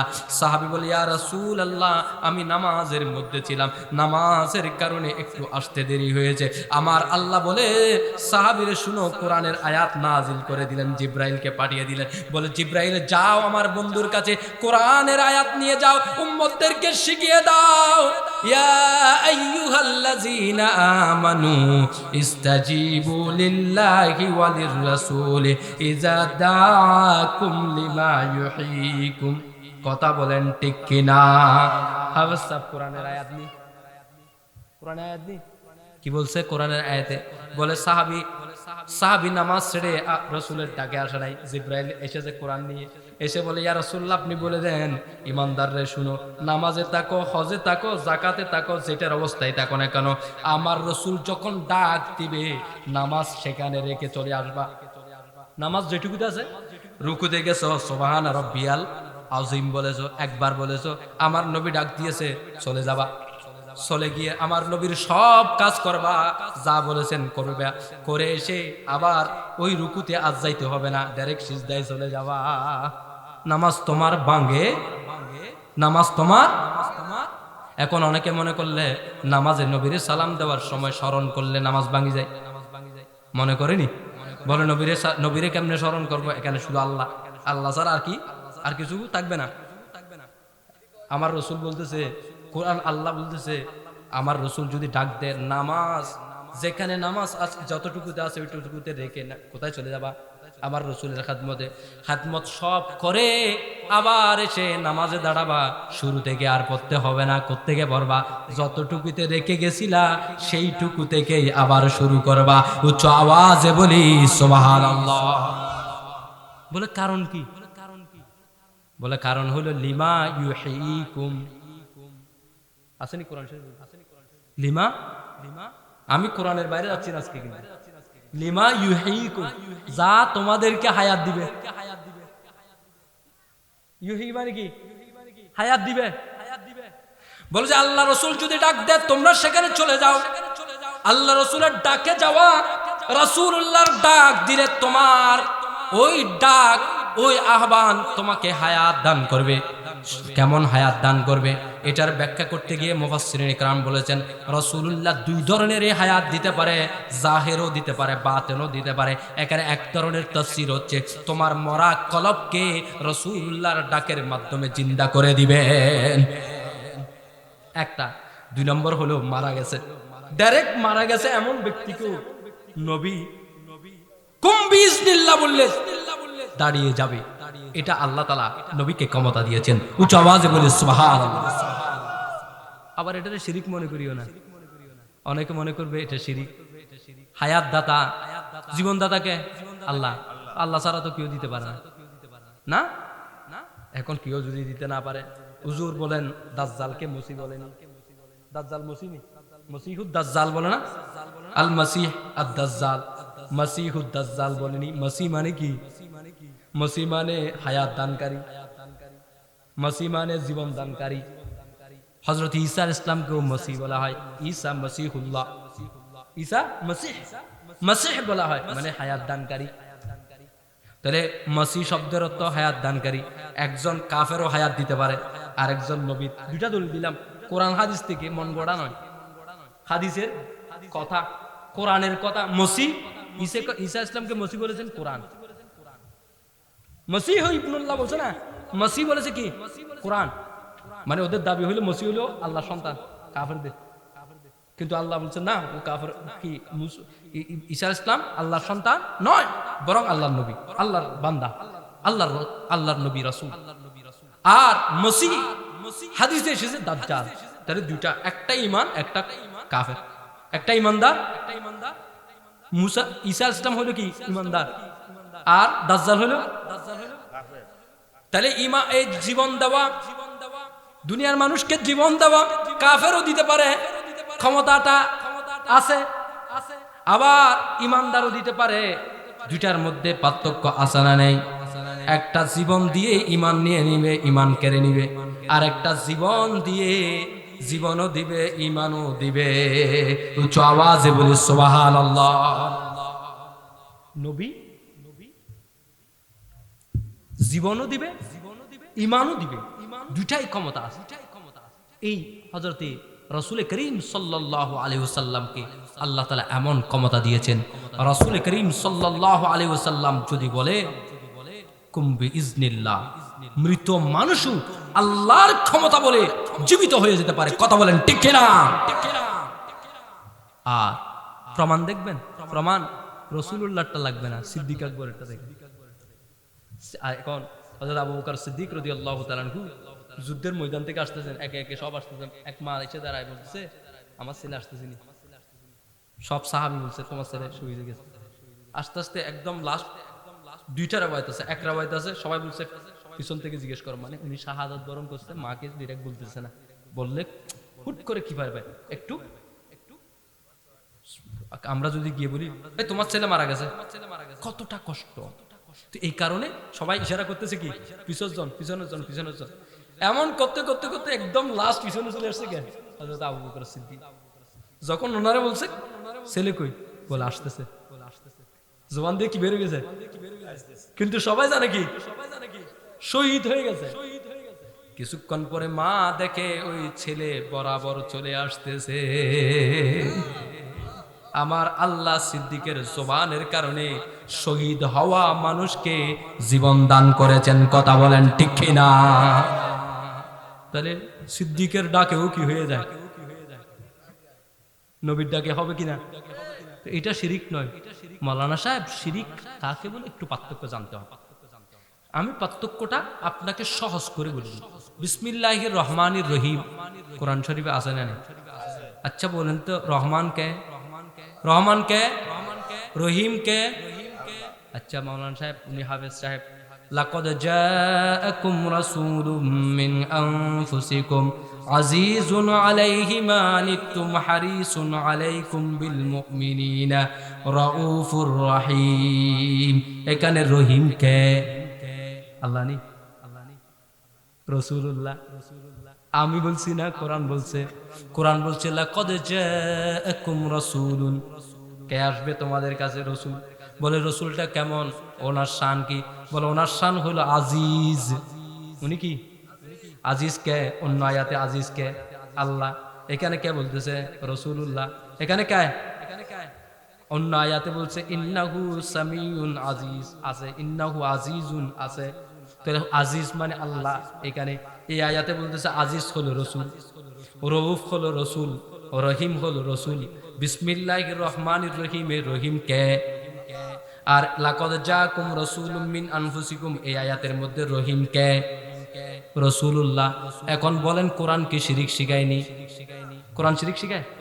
তো কোরআনে এখন যদি বলি, আমরা যদি বলি রসুল রহিম, তো তোমরা তো শিরিকের ফতোয়া লাগাই দিবে, এই দেখো দেখো এরা শিরিক করতেছে। অথচ কোরআন বলছে রাসূল রহিম, আল্লাহ রহিম। বিসমিল্লাহির রহমানির রহিমের মধ্যে বলছে আল্লাহ রহিম। লাকাদ জাআকুম রাসূলুম মিন আনফুসিকুম, এই আয়াতের মধ্যে বলছে রাসূল রহিম। মাওলানা সাহেব, দুই রহিম যখন হয়ে গেল তখন পার্থক্য জানতে হবে। এই কারণে উসুলে ফিকার কিতাব পড়তে হয়, কোরআন বুঝার জন্য উসুলে ফিকা লাগবে না? লাগবে, লাগবে। কারণ উসুলে ফিকা না বুঝলে তুমি শিরিক মনে করবা। উসুলে ফিকা বুঝলে তুমি সেখানে একটা চ্যাপ্টার টপিকস পাবা, ওই টপিকের নাম হলো হাকিকত মাজাজ।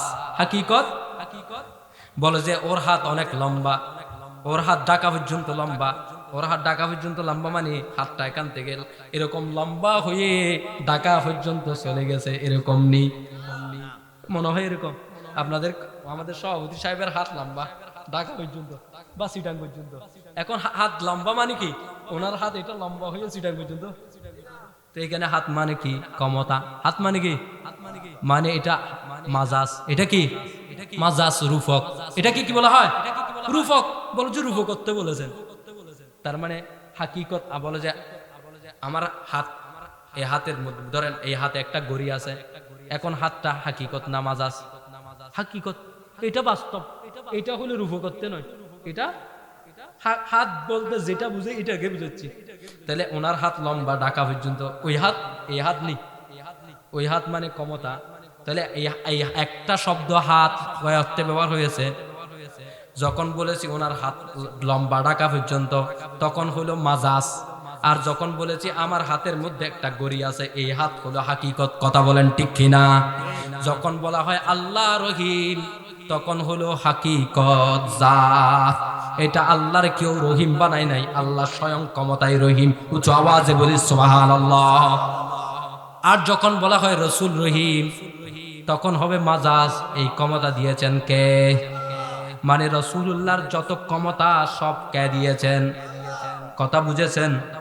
রসুল গায়েব জানে, এটা কিসের ক্ষমতায় জানে? আল্লাহর ক্ষমতায়। কিসের ক্ষমতায়? কে দিয়েছেন? আল্লাহ গায়েব জানে, কে দিয়েছেন? আল্লাহ গায়েব জানে, কে দিয়েছেন? আল্লাহকে কেউ দিয়েছে? মানে আল্লাহর গায়েব জানা আল্লাহর ক্ষমতায়, নিজস্ব ক্ষমতায়। রসুলের গায়েব জানা আল্লাহর প্রদত্ত ক্ষমতায়। মাওলানা সাহেব যারা বলে নবী গায়েব জানে না, তারা নিজেরাই নিজেদের পীর সাহেবের শান বর্ণনা করে, হুজুরের শান বর্ণনা করে, বলে হুজুর যেটা বলছিল সেটাই ঘটে গেছে। বলছে না? বলেনি? আমি যা বলছি মিলাই দেখেন, এরকম বলে না যে আমাদের বড় হুজুর কেবলা যা বলছিল বরাবর তাই ঘটে গেছে। হ্যাঁ, বলছিল এখান থেকে ওইটা ঘটবে, তো ঘটে গেছে এটা। এখন এটা দিয়ে কি বুঝাতে চাইছে? মানে সামনে কি ঘটবে এটা আমার তাদের হুজুর জানে, এটা বুঝাইছে না? কথা ঠিক নেই? তাহলে তাদের হুজুর সামনে কি ঘটবে এটা জানে, কিন্তু কোরআন বলছে কেউ জানে না। আমি বলছি না সূরা লুকমানের শেষ নম্বর আয়াত, শেষের আয়াত কি? ইনদাহু, শেষের আয়াত হলো ওয়ামা তাদরি নাফসুম বিআইয়ি আরদিন তামুত ওয়ামা তাদরি নাফসুম মা তাকসিবু গাদান। আগামীকাল কি ঘটবে, আগামীকাল কি পাবে, কোন নফস জানে? কোন নফস? সূরা লুকমানের শেষ আয়াত না, যে ওয়ামা তাদরি নাফসুন মাজা তাকসিবু গাদান, আগামীকাল সে কি অর্জন করবে কেউ জানে? তো এখন হুজুর যে বলে দিল আগামীকাল কি হবে তিনি জানে, বলি ফেলছে না? বলছে আগামীতে হবে, ঘটনা ঘটে গেছে। এরপর ওরা বলছে হ্যাঁ আমাদের হুজুর যা বলছিল ঘটছে। বলছে কিনা? কথা বলেন, বলছে কিনা? কিন্তু রাসূলুল্লাহর বেলায় আসলে বলে রসুল জানে বললে শিরিক হয়ে যাবে। এখন আগামীকাল, গতকাল তিনি বলে দিয়েছেন আগামীকাল কি ঘটবে। সাধারণ একজন মাওলানা তারটা তারা মানতেছে, নবীরটা মানতেছে না। যখন জিজ্ঞেস করলাম তিনি কেমনে জানে, তোমার হুজুর কেমনে জানে আগামীকাল কি ঘটবে সেটা?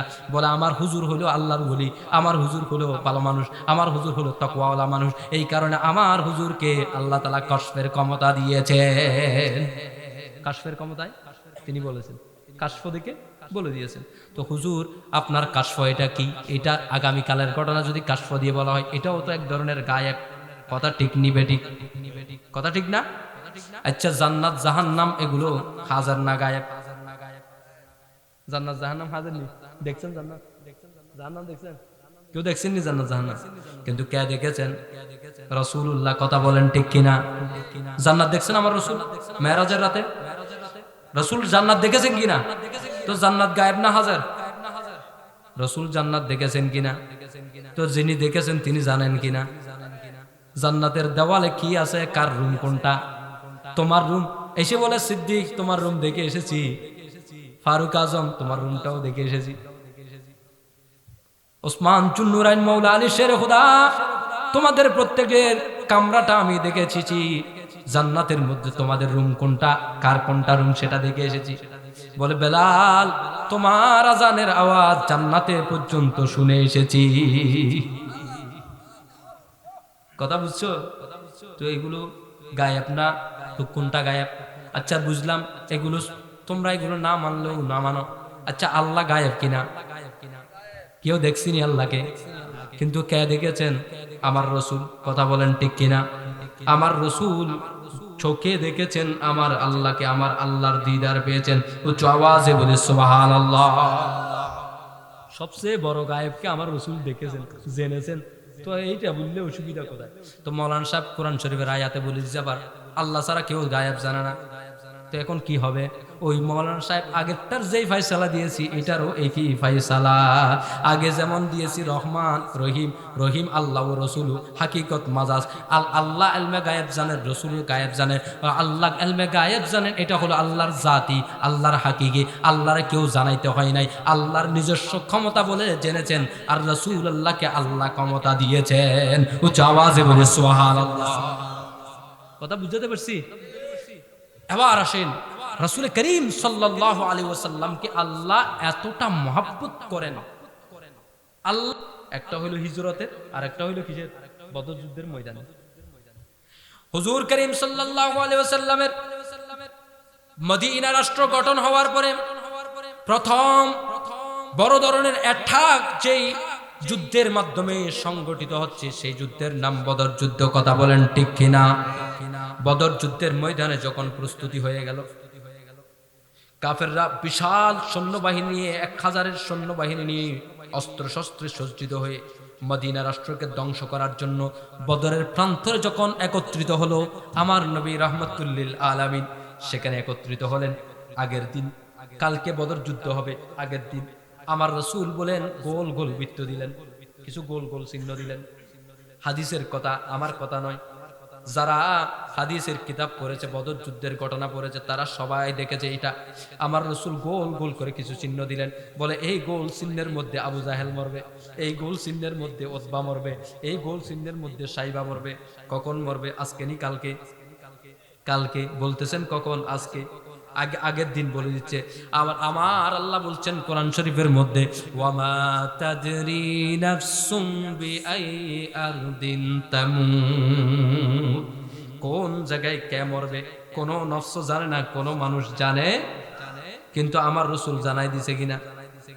তো এই জানাই দেওয়াটাকে বলা হয় ইলমে গায়েব।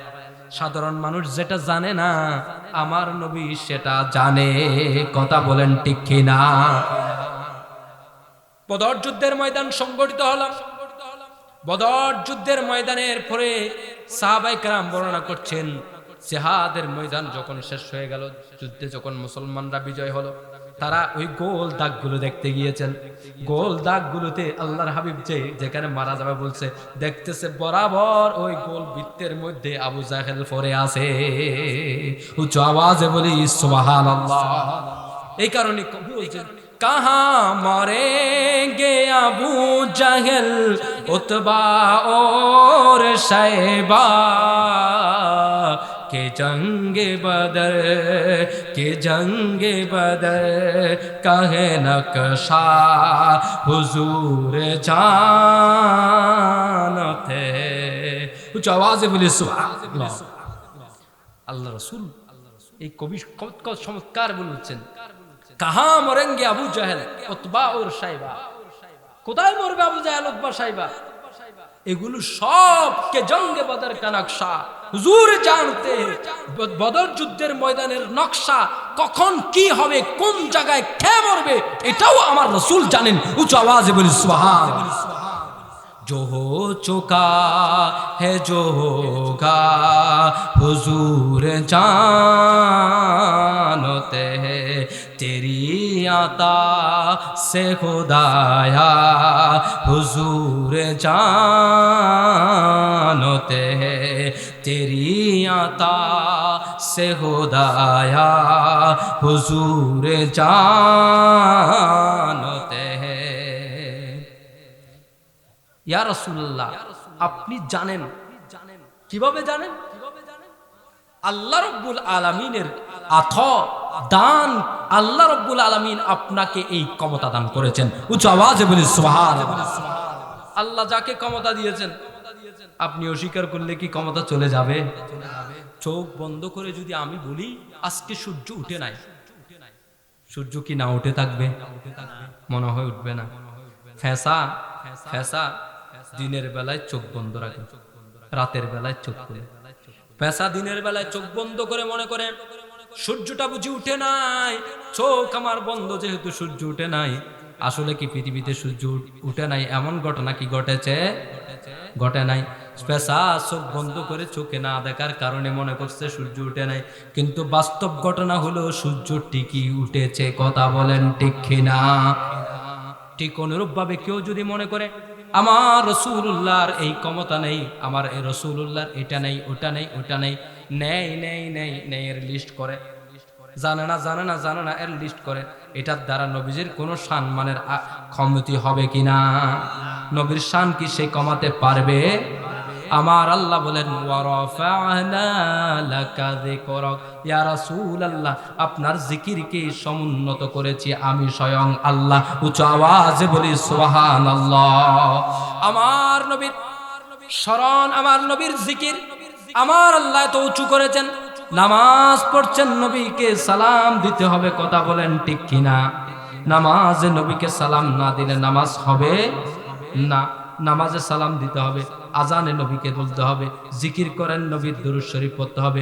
না পড়লে না নামাজ হয় না, দরুদ শরীফ না পড়লে দোয়া কবুল হয় না। সুতরাং নবীর স্মরণ না করলে তোমার জিন্দেগির কোনো ইবাদত কবুল হয়। নবীকে আল্লাহ তাআলা এমন ক্ষমতা দিয়েছেন।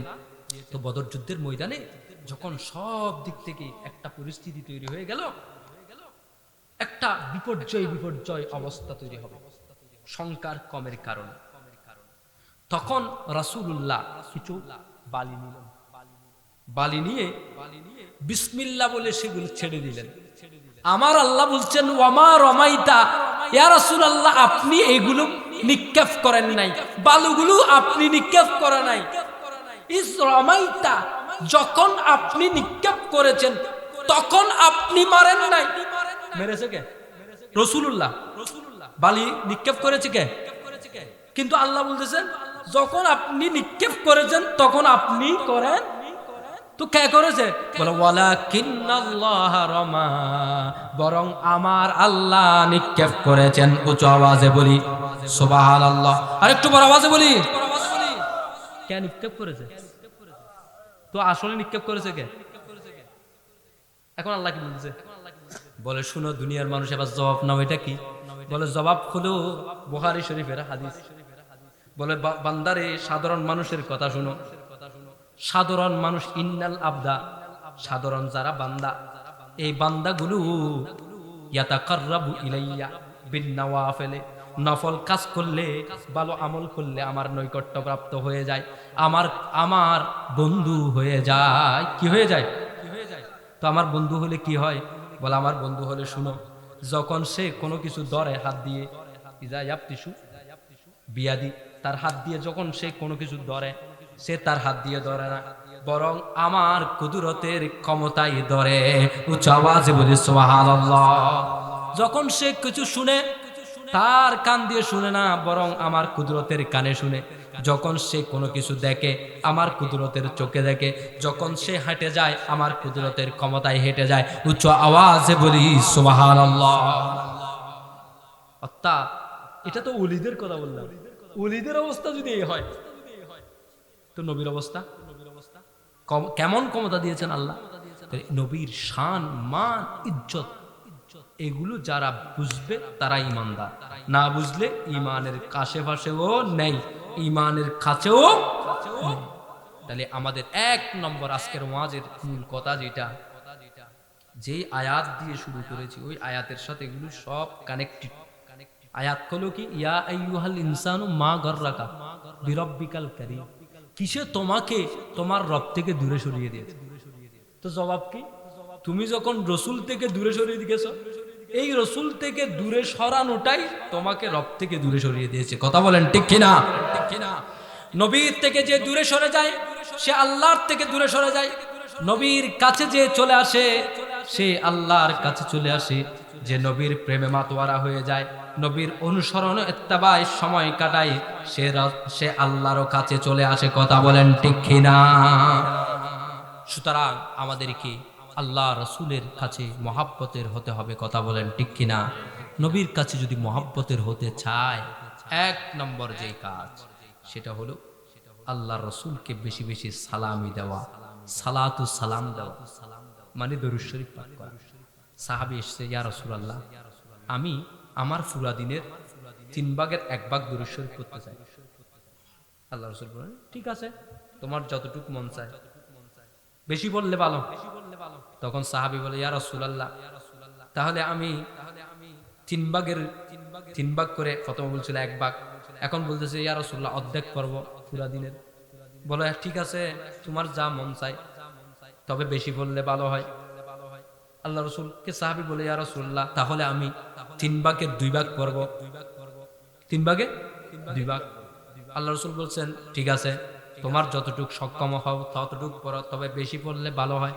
বলে, ইয়া রাসূলুল্লাহ, পুরা সময়টাই ফরজ নামাজের বাইরে যা সময়, পুরা সময়টাই আপনি নবীর উপর দরুদ শরীফ পড়তে থাকবো। উচ্চ আওয়াজে বলি সুবহানাল্লাহ। আচ্ছা, দরুদ শরীফ পড়লে কি হয়?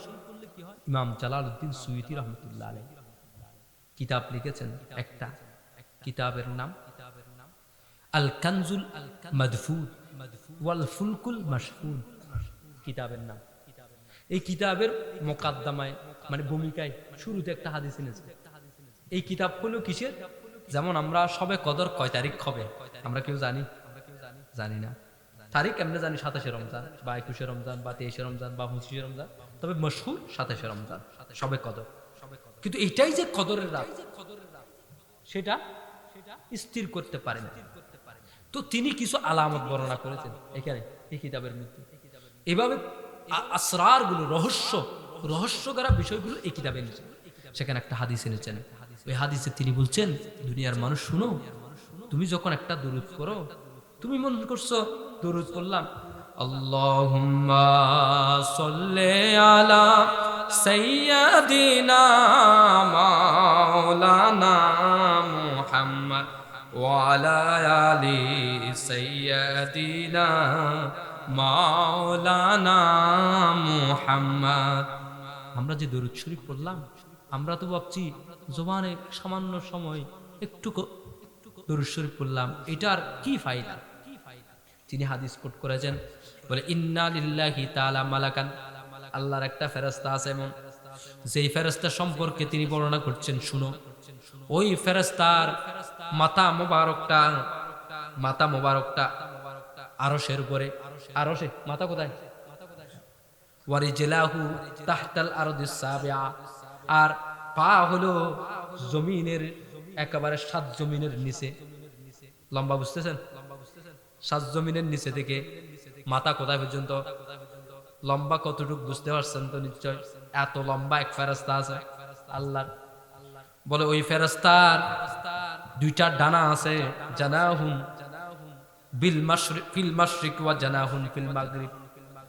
এই 2 ডানার পরিমাণ বর্ণনা করছে। যে ডানা তো বুঝেন, পাখির ডানা আছে না, এরকম ফেরেশতার ডানা।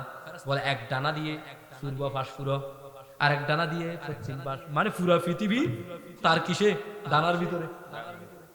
ফেরেশতারা কতটা বড় বুঝতেছেন তো? তারপরে বলে যে তোর ডানার উপরে এবার কি থাকবে? পালক থাকবে না, পাখির পালকের মতো। এই পালককে বলা হয় রিশুন। বলে আলাইহি রিশুম বিআদাদি খালকিল্লাহ, বলে আল্লাহর যত সৃষ্টি জগৎ রয়েছে ওই সৃষ্টি জগতের যত সংখ্যা আছে সমস্ত সংখ্যার পরিমাণ পালক ওই ডানার মধ্যে আছে। উচ্চ আওয়াজে বলি সুবহানাল্লাহ। ডানার মধ্যে পালক আছে কয়টা এখন? সংখ্যা নির্ধারণ করতে পারবেন? আল্লাহর সৃষ্টি জগতের সংখ্যা কত? মানুষ ধরেন তো, সৃষ্টি জগতের এক প্রকার হইল কি? মানুষ। ৮০,০০০ প্রকার সৃষ্টি জগৎ আছে। দুইটা রাওয়ায়াত তাফসীরে জালালাইনের মধ্যে, একটা হইল ৮০,০০০ আর একটা হইল ১৮,০০০ প্রকার। ১৮,০০০ প্রকার অথবা ৮০,০০০ প্রকার। ১৮,০০০ দিলাম, কমেন্টটা দিলাম। ১৮,০০০ প্রকারের একটা প্রকারের নাম কি? মানুষ। তো মানুষের সংখ্যা কত? এখন আছে ৭০০ কোটি। তাহলে ফালকের সংখ্যা কত? শুধু মানুষের সংখ্যায় যদি ফালক বসায় তাহলে ৭০০ কোটি ফালক। তো এবার অন্যান্য প্রাণী সবগুলোর সংখ্যা করলে হাজার হাজার হাজার কোটি পালক আছে। বুঝতে পারছেন? বলে যে এই ফেরেশতার কাজ কি? বলে এই ফেরেশতার কাজ হলো ইজা সাল্লা রাজুলুন আও ইমরাআতুন আলাইয়া, শুনো, যখন কোন পুরুষ কোন নারী দরুদ শরীফ পাঠ করে, মিন উম্মতি, আমার উম্মতের কোন পুরুষ কিংবা নারী যখন আমি নবীর উপর দরুদ শরীফ পাঠ করে, আমার আল্লাহু লাহু, আল্লাহ তাআলা ওই ফেরেশতাকে নির্দেশ দেন, হে ফেরেশতা শুনো, তুমি আরশের নিচে একটা সাগর আছে, ওই সাগর হলো নূরের সাগর। বলে ফেরেশতা নূরের সাগরের মধ্যে একবার ডুব দাও, নূরের সাগরে ডুব দাও। ফেরেশতা নূরের সাগরে ডুব দে, নূরের সাগরে ডুব দিয়ে সেখান থেকে যখন বের হয়, নূরের সাগর থেকে বের হয়ে আসে, ওই যে আপনাদের পুকুরের মধ্যে হাঁস দেখেন না, হাঁস ডুব দিলে হাঁসের পালকের মধ্যে পানি লাগে কিনা? পানি লাগে হালকা হালকা। তখন হাঁস বের হয়ে কি করে?